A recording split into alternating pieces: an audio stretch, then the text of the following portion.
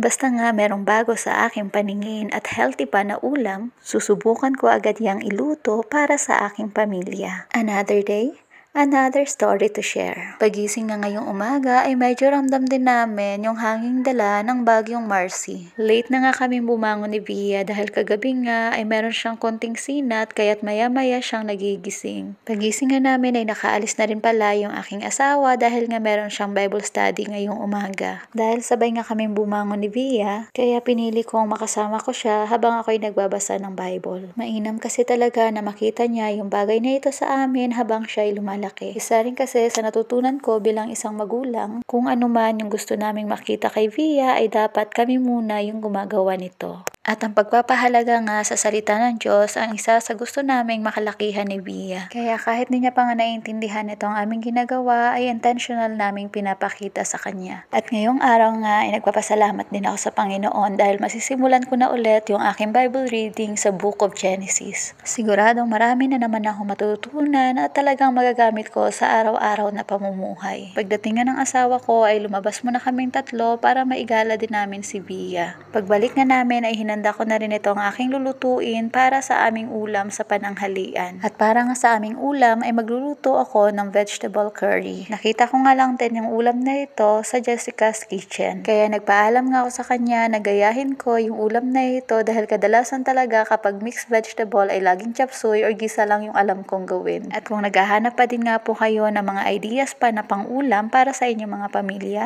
follow her page dahil marami pa siyang sinishare na mga ideas doon. At dahil nga nakakapagluto na rin ako ng chicken curry, kaya yun na rin yung procedure na ginawa ko dito. Nung mainit na ngayong kawali ay nilagyan ko na rin ito ng vegetable oil. At nung mainit na ngayong mantika ay nilagay ko na rin yung bawang at sibuyas. At nung okay na nga yung bawang at sibuyas, sinama ko na rin sa pag-isa itong chicken meat. Hinayaan ko muna itong maluto, pagkatapos nga ay tinimplahan ko na rin ito ng patis para magkalasa na rin yung chicken meat. At nilagyan ko na rin pala ito ng paminta. At nung okay na nga yung chicken meat ay nilagay ko na rin itong mga gulay. Pagkatapos nga ay nilagay ko na rin ang aking mga pampalasa at hinayaan lang muna itong lumambot. At kapag ganito nga ay hinahayaan ko lang munang lumabas yung tubig ng gulay. At nung lumabas na nga yung katas ng gulay ay nilagyan ko na rin ito ng gata. Kalahati nga lang yung nilagay ko dyan at ganitong klase ng gata na rin lang yung ginagamit namin dahil nga malayo kami sa palengke. At nung kumulo na nga yung gata ay nilagay ko na rin itong curry powder na kinanaw ko na din sa tubig. Nakalimutan ko nga maglagay ng kunting asukal kanina kaya ngayon ko na lang nailagay. Mahilig din nga kasi kami mag-asawa sa ulam na medyo matamis-tamis. Pagkatapos nga ay pinakuluan ko na lang ito ulit ng mga ilang minuto.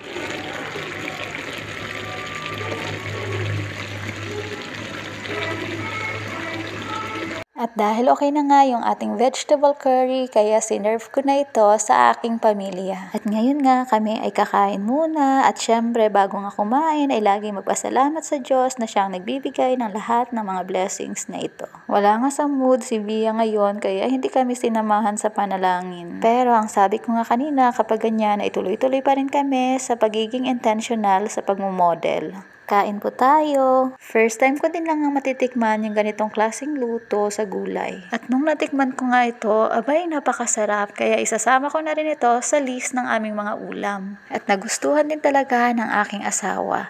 Kaya isama nyo na rin ito sa list na inyong niluluto para sa inyong pamilya. Pagtingin ko nga sa plato ni Via ay nagulat ako dahil wala na agad itong laman. Kasi naman pala nilipat niya nga yung kanyang pagkain dito sa baso. Napansin ko nga kay Via na kapag walang masyadong sabaw yung aming ulam ay nilalagay niya yung kanyang pagkain sa kanyang baso na may tubig. Ang hilig talaga ni Via sa sabaw kaya gumawa na lang siya ng paraan para magkasabaw yung kanyang pagkain. Habang kami nga ay kumakain ay bigla kami nakatanggap ng tawag. Tumawag nga yung papa ng asawa ko dahil nandito pala sila sa Baguio. At sabi nga ay papasyal daw sila saglit dito sa amin. Kaya nagmadali kaming mag-asawa sa paglilinis. Niligpit ko muna nga ito ang aking mga tinatrabaho para maging presentable naman yung church sa kanilang pagdating. Pinalitan ko na rin ngayon damit ni Via dahil halos ay maghapon niya na rin suot yung kanina kanya-kanyang damit. Ang bilis din na nga naming nakapaglinis, kaya ngayon ay nag-aantay na lang kami sa kanilang pagdating. Maya-maya ngay nandito na rin sila, kaya tinawag ko na rin si Via para salubungin namin yung kanyang lolo. Napabless na din nga ako ulit para makita ito ni Via dahil nakapag-bless na din nga ako sa labas kanina. At nung si Via naman nga, naku po, takot na takot. Ganito talaga si Via sa simula, laging naninibago kapag merong bagong tao. Pero lagi naman sila nag-uusap sa video call. Pagkatapos nga ay nag-fellowship muna kami dito sa labas at pinagsalusaluhan itong kanilang dalang pasalubong. Para nga mas kompleto pa yung fellowship ay tinawagan na rin ang kanyang lola at tita. Sobrang saya din talaga sa pakiramdam kapag nagkikita-kita kayo ng iyong pamilya. Kaya salamat talaga sa Diyos sa pagkakataon na ito na kami ay mabisita ng aming papa. Even though hindi nga sila magtatagal dahil merong trabaho, pero nasulit din nila ang kwentuhan. Hanggang dito na lang muna. Ako si Mama Care ay lagi nagpapaalala to always care and share something with those people around you. Thank you for watching.